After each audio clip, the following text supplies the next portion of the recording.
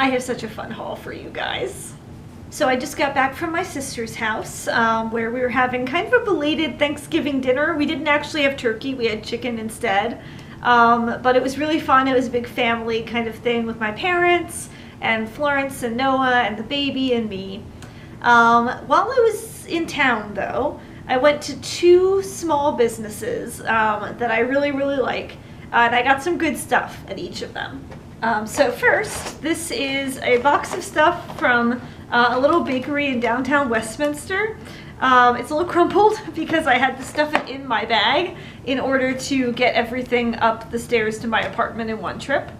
I got a number of goodies from the bakery counter in here because I needed breakfasts for the next few days. I don't usually have time to cook in the morning before work, so even making eggs takes a lot of time when you're really strapped for time on a work day.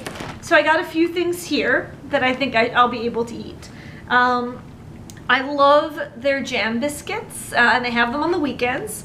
So I got this lemon one, and this slightly less structurally sound apple butter one. There was another lemon one, but I did eat it because you should always get a little treat for yourself in the moment. And then I also got this savory scone. It's a cheddar scallion scone. It's got a little bit of lemon jam on it. Why not? And then they had these galettes, which are a sort of like pastry with filling in it, like a savory filling. And when I saw it in the counter, I originally thought it was mushroom. Sorry, there's lemon jam on my fingernail. I originally thought it was mushroom, which would have been great. But then I got closer and I saw that it is a Brussels sprout. You can't really see it. It's a Brussels sprout, like a roasted Brussels sprout galette. This is going to be incredible. So I knew I had to get that too. Florence was telling me though that those are a little bit more filling, so that might not end up being a breakfast. That might end up being like an after work sort of snack, or even like as part of a dinner. And then the next place that I went to was, there's a winery just outside of Westminster called Old Westminster Winery, and I am a member there. So every 2 months I get sort of a subscription of a series of wines. It's called my allocation. You can also switch things in and out of it, but I usually just get whatever the base 3 that they suggest are, and then I come to pick it up, and I always end up walking out with more than just the allocation wines. So in the allocation this month we have a wine called After Hours, and this is a sort of blend of white wines. It's got Riesling, it's got Albarino, and Sauvignon Blanc. Pretty much all of these I've had some version of before. They're very good. Whoops, I got this backwards. And then we have one called Channery Hill, and this is red. This is Cabernet Franc, Cabernet Sauvignon, and Merlot. Their red wines are delicious.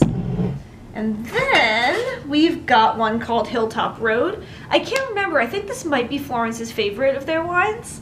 She'll have to correct me in the comments on that. I'm not sure. But this is another red. This is Cabernet Sauvignon, Merlot, and Syrah, which sounds great to me.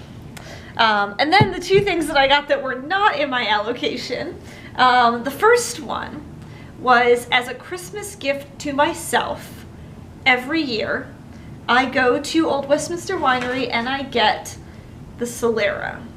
The Solera is, Florence could do this so much better than me, it's a dessert wine, but it is, she's again gonna have to correct me if I'm wrong, I believe it's like they put parts of multiple, like leftovers of multiple wines, or like test wines or something like that, and they like ferment them all together. I don't know. I'll have to ask her to clarify in like a future video or something like that. But anyway, it produces this really like gorgeous dessert wine. This is actually one of my favorite things that they have there. And so it's always a Christmas present to myself to get a bottle of that. And so I got a bottle. And then I also got, they have some canned wines and other canned drinks. So Happy Camper is the name of this wild cider. It's a hard cider. So I got myself a can of that just to have around. So amazing selection of locally owned business, sort of beautiful food items I have now. Wonderful pastries to sort of keep me going in the mornings for most of next week, and then a truly immaculate selection of wines and wine adjacent products to enjoy in the months ahead. All right, Florence, you are on camera. All right, for sure. Can I ask you to explain something to our loyal audience? Sure. Can you tell them how the Solera is made? Okay, so yes, I can. So Solera is a port-style dessert wine, and the name Solera refers to like an aging system. That's kind of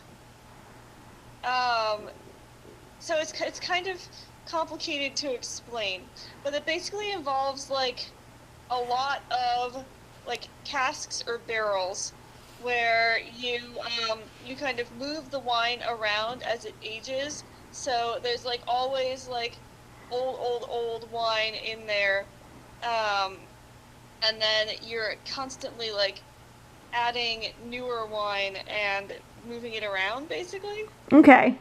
But it's like a combination of multiple wines, right? Yes, yeah. So we have at the winery, we have what we call the port bucket, and it really is like a 5-gallon bucket. And at the end of like the week, anything that like doesn't get used that's open, we just pour it all in the port bucket, and that's how it gets made. Okay, perfect. Thank you for explaining that. Absolutely.